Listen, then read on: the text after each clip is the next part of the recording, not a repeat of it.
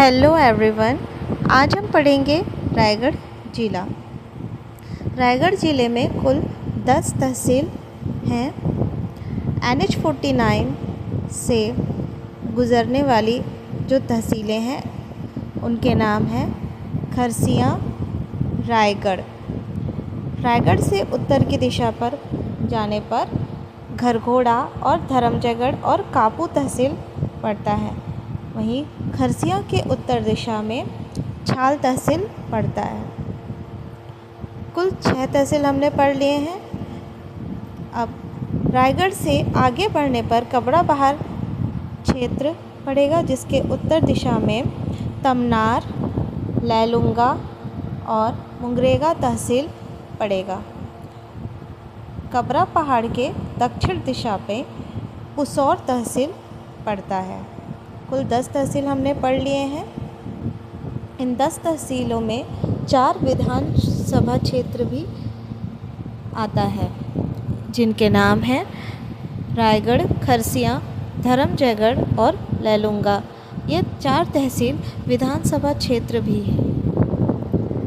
कबरा पहाड़ मध्य पाषाणकालीन स्थल है, जिसके खोजकर्ता अमरनाथ दत्त हैं। यहाँ लाल रंग की छिपकली, घड़ियाल और सांबर के शैलचित्र मिले हैं। NH-153 जो कि सरायपल्ली महासमुंद से सारंगढ़ होते हुए चंदरपुर से रायगढ़ की तरफ आती है। चंदरपुर से रायगढ़ के मध्य इस सड़क पर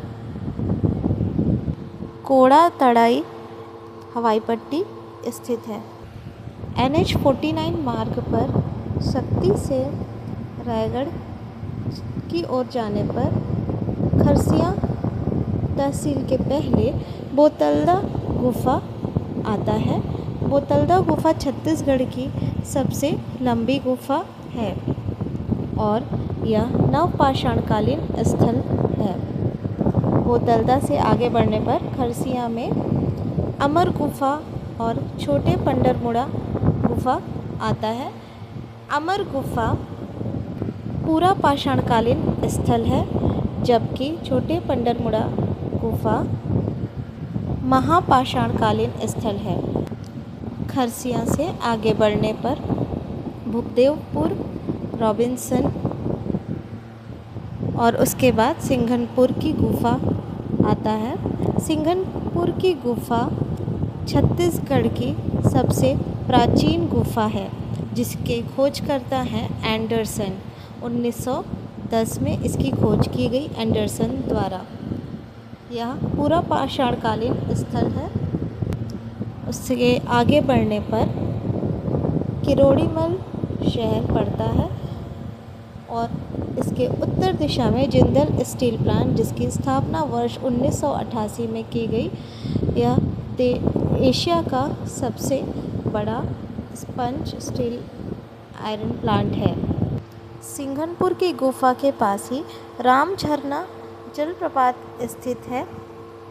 किरोड़ीमल शहर से आगे बढ़ने पर रायगढ़, जो कि जिला मुख्यालय भी है और एक तहसील भी है और एक विधानसभा क्षेत्र भी है, वह केलो नदी के तट पर बसा हुआ है।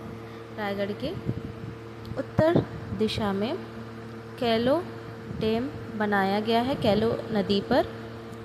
इसका अन्य नाम स्वर्गीय दिलीप सिंह जुदेव बांध भी है। रायगढ़ से आगे बढ़ने पर पुसौर तहसील और सरिया के बीच रायगढ़ ज़िले पर लारा NTPC औद्योगिक क्षेत्र है, जिसकी उत्पादन क्षमता 4800 मेगावाट है। और उससे आगे बढ़ने पर सारंगढ़ बिलाईगढ़ जिला जाने पर बॉर्डर में दिलीप सिंह जुदेव ब्रिज आता है, जो कि छत्तीसगढ़ का सबसे लंबा ब्रिज है, जिसकी लंबाई 1830 मीटर है। केलो नदी का उद्गम लुडेंग की पहाड़ी से होता है, जो कि लैलूंगा तहसील के पास ही है और यह जाकर महानदी में मिल जाती है। लुडेंग की पहाड़ी के बगल में ही किंधा पर्वत है, जो कि बॉक्साइट क्षेत्र है। और उसके नीचे सोनझरिया और तूता क्षेत्र है जहाँ स्वर्ण पाए जाते हैं। रायगढ़ से आगे बढ़ने पर गढ़ उमरिया क्षेत्र का नाम है जहाँ शहीद नंद कुमार पटेल यूनिवर्सिटी बनाया गया है। गढ़ उमरिया से आगे बढ़ने पर कबरा पहाड़ क्षेत्र है जो कि पूरा पाषाणकालीन स्थल है। इसके उत्तर दिशा में नवपाषाणकालीन स्थल हैं जिनके नाम हैं कर्मागढ़, बसनाझर, ओंगना, टेरम, भैंसगढ़ी, लेखाबाड़ा और बेनीपाट। कुल 7 नवपाषाणकालीन स्थल यहाँ कबरा पहाड़ के पास स्थित हैं और एक बोतलदा गुफा जो खरसिया के पहले आता है वह भी नवपाषाणकालीन स्थल है। कुल 8 नवपाषाणकालीन स्थल हम यहाँ पढ़ते हैं। उत्तर पाषाणकालीन स्थल में महानदी घाटी क्षेत्र आता है, मांड नदी घाटी क्षेत्र जो कि महानदी की सहायक नदी है। उस घाटी का क्षेत्र नवपाषाणकालीन स्थल है। तमनार और लैलूंगा तहसील के मध्य गारे-पालेमा कोल माइंस स्थित है। रायगढ़ जिले का गठन सन 1948 में बिलासपुर से अलग करके किया गया। आगे हम और भी जिले पढ़ेंगे। धन्यवाद।